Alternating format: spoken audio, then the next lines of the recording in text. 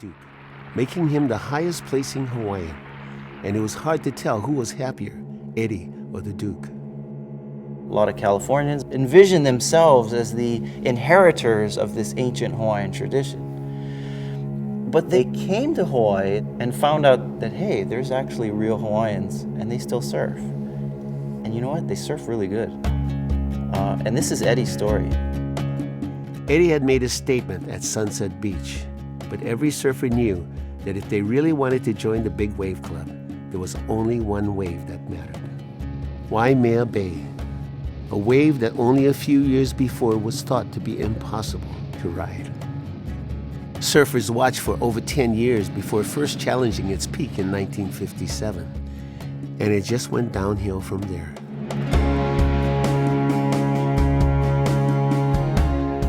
Now, only a few weeks after the Duke contest, this awesome wave could give Eddie Aikau the chance he was looking for. Waimea Bay, 1967, November 19th. The word was Waimea Bay was maxing out at 40 feet. It was about like, say, 10 feet, 15 feet, 20 feet.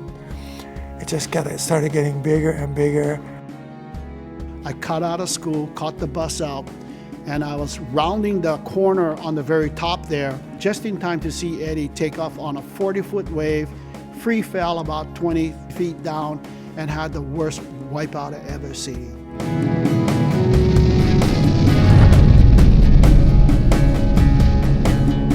No leashes those days, folks. So Eddie swam in and picked up his board in the riptide, went back out.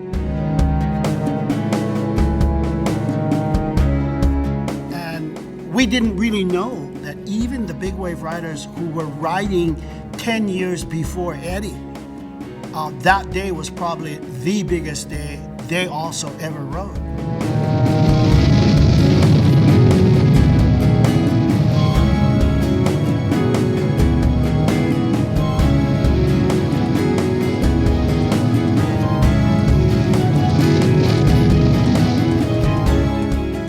All you know is that he's out there with the best in the world, and Eddie's just ripping the place apart.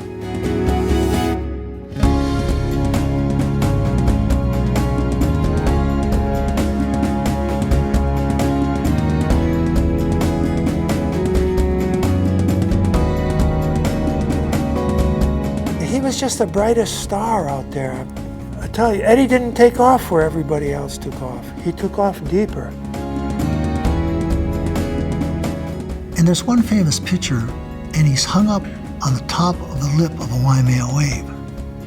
The peak's in front of him. Eddie had an ability to take off and, penetrate the wave. He would plant his back leg, and he would just crank the back of the board and carve it into the face and throw his arm out and just take over the power of the wave, and you just chew it up. In a situation where every other surfer in the world would have either jumped off or at the very least tensed up, he just seemed like he couldn't have been any more at ease on these gigantic waves.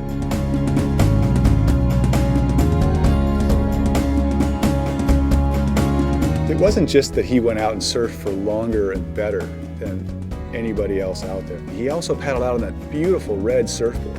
And he had those white trunks with the red stripe. And yeah, after you're seeing 25 white-skinned guys drop down these huge waves, to see this dark-skinned guy with the white trunks and the red surfboard, it just jumped out at you. He looked like the perfect big wave surfer.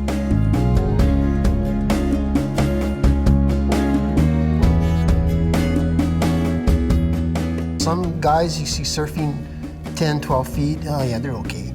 But then when the waves get really big and it seems like they come alive and you can see their talent, and he was one of those guys, that just had this need for the big wave. Thinking back, that 1967 day, we didn't really realize what Eddie had accomplished, and then all the photos show up, and it's just, as kids then, you can't even fathom that this is Eddie in these pictures.